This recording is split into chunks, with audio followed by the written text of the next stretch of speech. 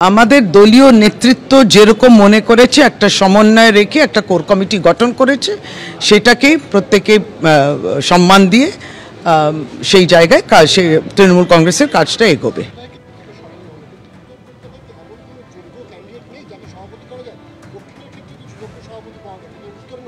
আমাদের দলীয় নেতৃত্ব যেরকম মনে করেছে একটা সমন্বয় রেখে একটা কোর কমিটি গঠন করেছে, সেটাকে প্রত্যেকে সম্মান দিয়ে সেই জায়গায় সেই তৃণমূল কংগ্রেসের কাজটা এগোবে, সেটাকে সামনে রেখে।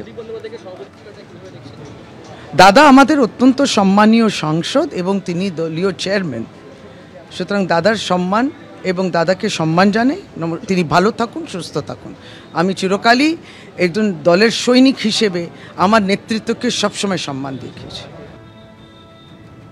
পদ হারিয়ে বিস্ফোরক বনগাঁ তৃণমূলের প্রাক্তন চেয়ারম্যান। তিনি বলেছেন, আমি শুরু থেকেই লবিবাজির শিকার। এখন যারা দলে নতুন এসছেন তারা চান না পুরনোরা দলে থাকুক এবং তাদের না থাকাই ভালো, এমনটাই মনে করেন নতুনরা। নতুন প্রজন্ম হয়তো ভেবেছে আমি থাকলে ক্ষতি হবে, পুরনোরা থাকলে হয়তো নতুনদের জায়গা নষ্ট হতে পারে। দলের মধ্যে অনেক রকম লবিবাজি হয়, বড় বড় নেতাদের কাঠিবাজি চলে। বিস্ফোরক বনগাঁ তৃণমূলের প্রাক্তন চেয়ারম্যান শ্যামল রায়। শ্যামল রায়কে সরিয়ে তৃণমূলের নতুন চেয়ারম্যান মমতা বালা ঠাকুর। চিন্তা করেছে এই নেওয়া যাবে না, নতুন পুরনো যখন সংমিশ্রণ হবে তখনই মানসিকতা আসবে যে সবাই মিলে করি। এখানে হয়তো নতুনদের মনে হয়েছে যে পুরনো না আসলেও ভালো, তাদের জায়গাটা হয়তো নষ্ট হতে পারে। দলের মধ্যে অনেক রকম লবিবাজি হয়তো, সেই লবিবাজির শিকারও হতে পারি আমি। একদম লবিবাজির শিকার গোড়া থেকে।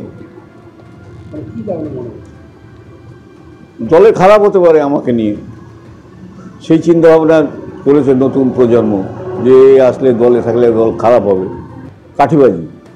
কাঠিবাজির শিকার তো বলে দিলাম আগে, একটুখানি আছে কাঠিবাজি। দলে থাকলে একটু কাঠিবাজি হয়, দেখছি তো সব জায়গায় বড় বড় নেতাদের সব কাঠিবাজি চলে, আমাদের এখানে ছোটোখাটো সব ব্যাপার।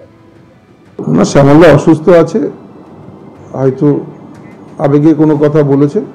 কোনো মানুষ আমাদের দীর্ঘদিন আমাদের সঙ্গেই রয়েছেন, একটু অসুস্থ রয়েছেন এখন, এবং দীর্ঘদিনই দায়িত্ব থাকলেও তিনি সেইভাবে মুভমেন্ট করতে পারছিলেন না।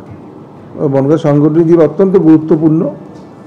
এখানে 2026 সালের নির্বাচনকে সামনে রেখেই দল সিদ্ধান্ত নিয়েছেন, সঠিক সিদ্ধান্তই নিয়েছেন।